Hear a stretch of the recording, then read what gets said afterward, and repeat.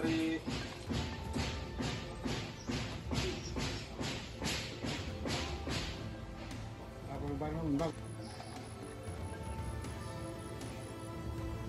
Lahan mangrove di pesisir Desa Waiheru terus dibuka untuk pemukiman.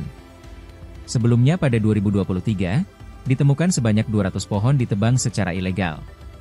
Proses tersebut masih terus berlangsung hingga kini, padahal area itu masuk kawasan hutan lindung.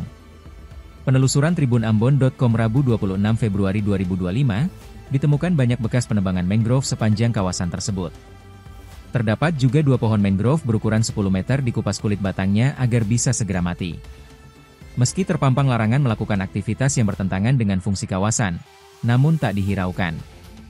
Kerusakan ini dikhawatirkan semakin memperburuk kondisi ekosistem pesisir yang selama ini menjadi tempat hidup berbagai spesies laut dan fungsi sebagai pelindung pantai.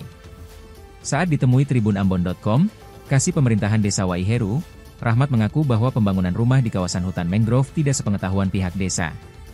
Lanjutnya, pemerintah juga telah melakukan upaya pencegahan dan pembinaan kepada warga yang memanfaatkan kawasan konservasi sebagai pemukiman.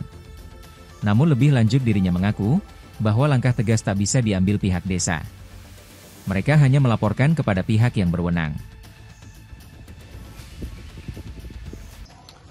Pembukaan lahan sampai detik ini dari pemerintah desa tidak ada pernah memberikan izin untuk membuka lahan dari konservasi. Itu yang harus ditekankan dulu. Yang kedua, ketika ada warga yang sudah membuka seperti ini, ya yang tadi kita sudah melakukan pencegahan dan edukasi buat mereka. Tapi kalau masih bisa didekati, alhamdulillah. Kalau tidak bisa didekati, ya kembali resiko di penumpang seperti itu. Intinya kita sudah memberikan edukasi bahwa tidak ada daerah pemukiman di daerah konservasi.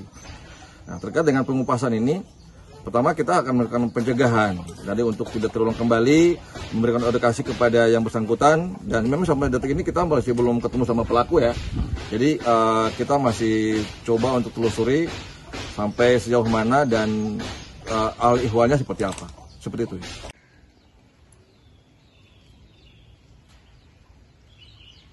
Download Tribun X sekarang. Menghadirkan lokal menjadi Indonesia.